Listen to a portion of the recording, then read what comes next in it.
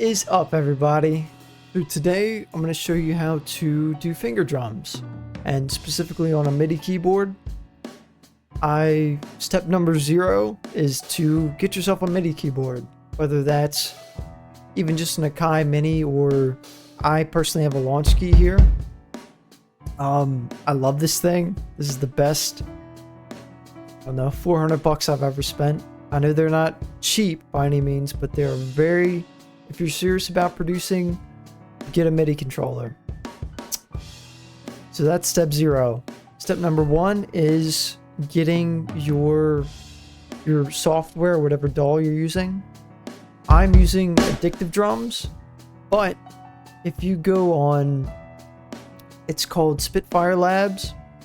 Spitfire Labs has their own little drum kit. It's completely free and it sounds really realistic. It's got I believe it's called Aftertouch, which is when you touch a snare or whatever, you can start really light, and you know, if you hit the MIDI keyboard harder,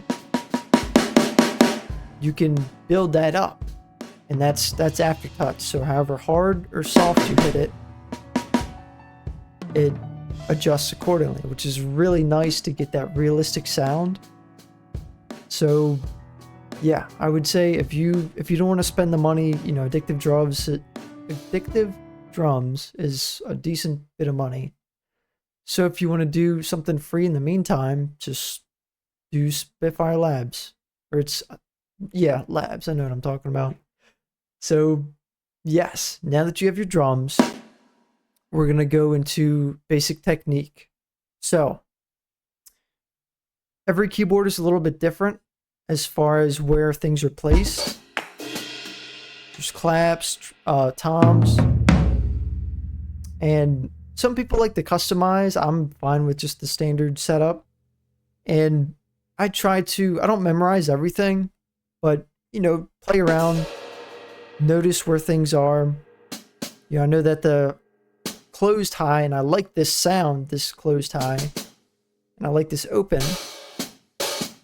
So I'm like, okay, so I'll just keep this hand placement on here and here. And while I'm doing my kick and snare pattern, you know, there's so many snares. I like this one a lot. So I'll just go kick and then snare.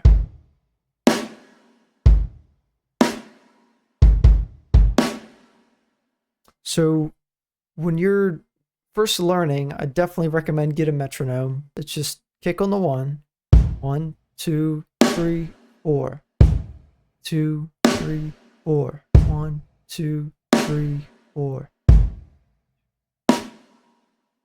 It's very simple kick snare pattern. Now, when we do the hi-hats, you can do it a couple ways, but one of the first ways, especially if you like a boom bap feel, is called boots and cats, and literally just going back and forth between kick, closed hi-hat, the sound here, snare, back to the hi-hat, and then back to the kick. So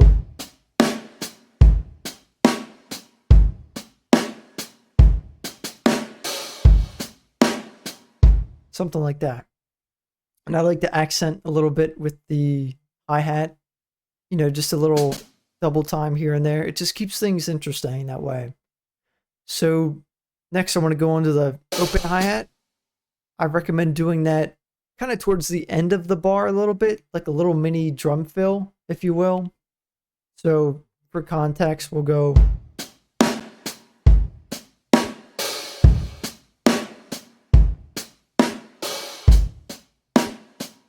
This is quarter notes. I'm sorry, this is eighth notes. Quarter notes is 1, 2, 3, 4. These are quarter notes, the boots and cats. These are eighth notes.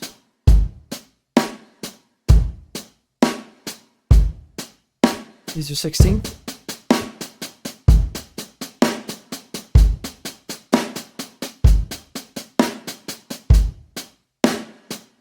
Back to eighth. Yes, so just those different increments of time is you can play around with for your closed hi-hat, and you can, whatever genre, whatever mood you're trying to convey, you can use that accordingly. If you're going for a more slow song, or I don't even know, just more of a groovy song, it really depends to your taste. So kick, snare, closed, open hi-hat. And I would say use the open hi-hat sparingly. I was messing around. I actually really like the open hi on the snare. So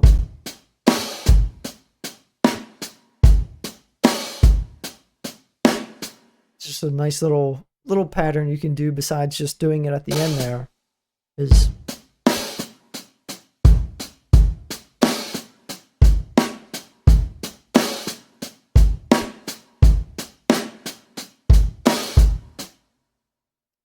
okay, so that's pretty much the 4 basic ones. Now we can go on to the little extras, the rides. Very, very good. I like rides pretty much in the beginning and the end of your song. Rides are really good at, like, I don't know, anticipation, that little right before something's about to go off. Or, just use them tastefully. Don't just spam them, Unless that's a vibe you're trying to go for, but it depends. Now, crash. I definitely recommend doing your crashes with a kick. So if you, in context,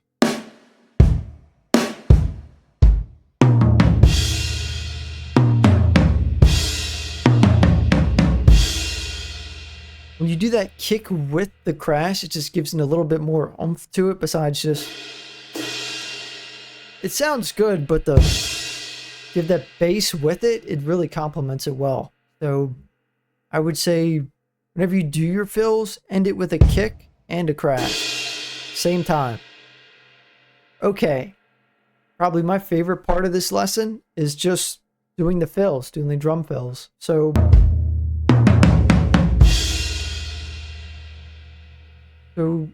yeah, anything with the toms. Very, very good. Very, very fun. And you can play around or just, I like doing the 3, 2, 3, or 4. It's classic. It gets the job done. It's good, dude. Last little tip I want to touch on as far as fills is flams. Flams are basically a snare hit twice at the same time. So instead of just, it's got like that depth to it. It's because these are 2 individual hits just at the same time. And that really, I don't know, it just evokes something more than just a standard hit. So again, for context, we're going to go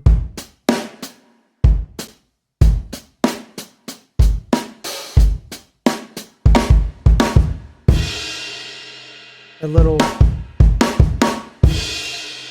very, very good. And it's good to mix that up between the snare hits and the toms. And just bringing those 2 together is really, really nice.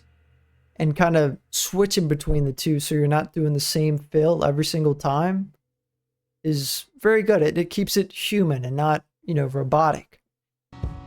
All right, good deal. That was a lot of fun, guys. And I hope you got some value out of this video. And I hope you have a lot of fun finger drumming.